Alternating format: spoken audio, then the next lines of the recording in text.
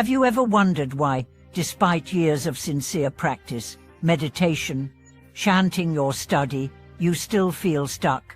Why does it seem like enlightenment or even basic peace remains out of reach, no matter how long you've walked the path?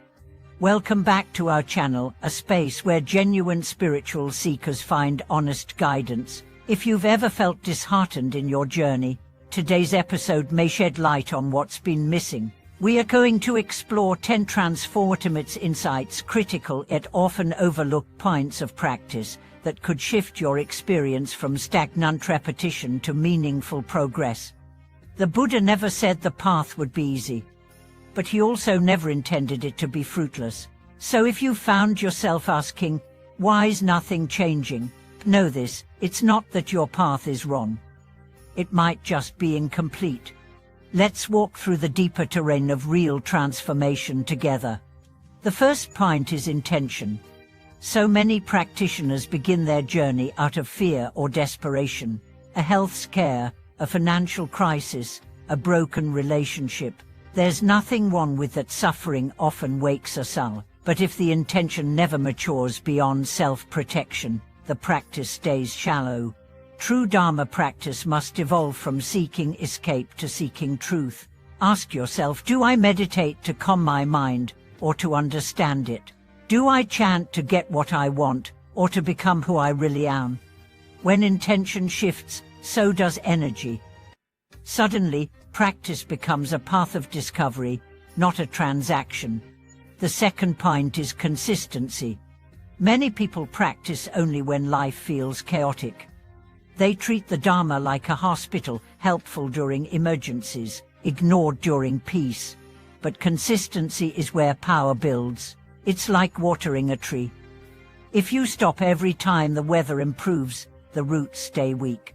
Strong practitioners sit daily, not because it's convenient, but because it's essential. Even 5 minutes every day matters more than 5 hours once a month. The third point is humility. Some of the greatest obstacles to growth are hidden in pride. I've been practicing for years. I've read all the sutras. I know what mindfulness is. But the path isn't about accumulation of knowledge, it's about release of identity. True wisdom makes you softer, not sharper. Kinder, not clever.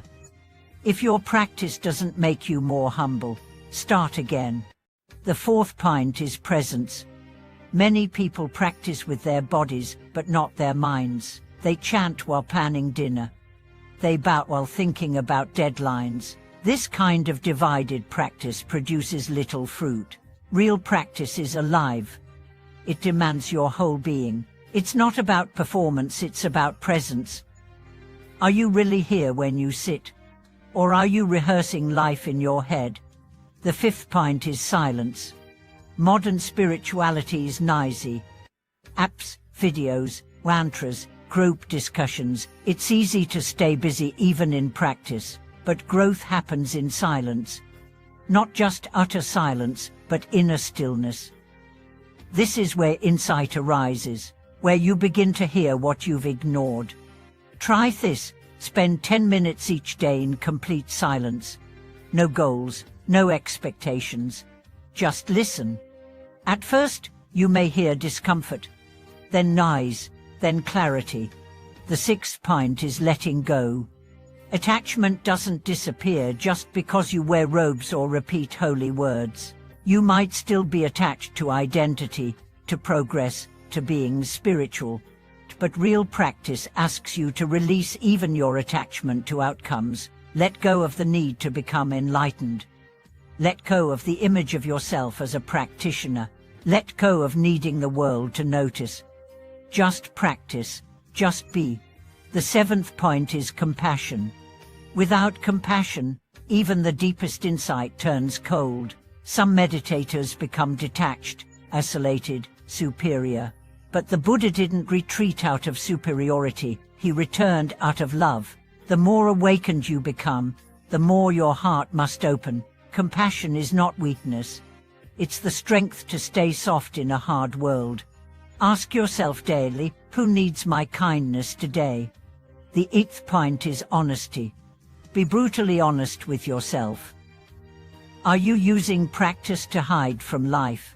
Are you avoiding difficult conversations, responsibilities, emotions under the guise of spiritual focus? That's not practice. That's avoidance. True practice brings you deeper into life, not away from it. If your meditation cushion has become a place to escape instead of engage, recalibrate. The 9th point is faith. Not blind belief, but deep trust in the process. There will be seasons where you feel dry, lost, discouraged. This doesn't mean the path is wrong. It means the soil is being tilled. Trust the silence. Trust the stillness.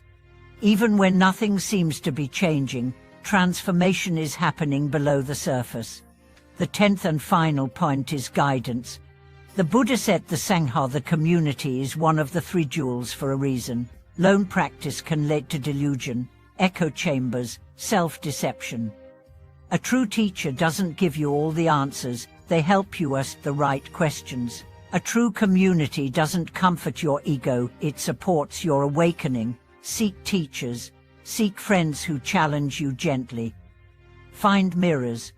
Now, let's reflect on what happens when these 10 points are embodied. You stop measuring progress by how long you've practiced and start measuring it by how you respond to life. You stop asking, why isn't it working?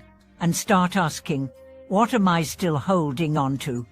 You stop needing spiritual identity and start living spiritual authenticity. You become less concerned with how others see you and more concerned with how clearly you see yourself. The path becomes less about escaping suffering and more about understanding its roots. You realize that awakening isn't a peak, it's a return, not to some mystical plane, but to the core of being, pure, honest, present. And slowly, things change. Not because the world gets easier, but because you become steadier. Not because pain disappears, but because your relationship to pain matures. Not because you gain more, but because you need less. One woman once said, I used to practice to find peace. Now I practice to become peace. That's the shift. That's the fruit. So if your journey has felt stagnant, don't give up. Revisit these 10 keys. You may not need to try harder. You may just need to try differently. Thank you for walking this journey with us. If this message resonates, share it. Someone else may be sitting in silence, wondering why nothing is blooming, when all they need is one drop of insight to shift their soul. Comment below with your experience. What has helped you grow? Where have you struggled? Let's build a space of real conversation, not performance, but presence.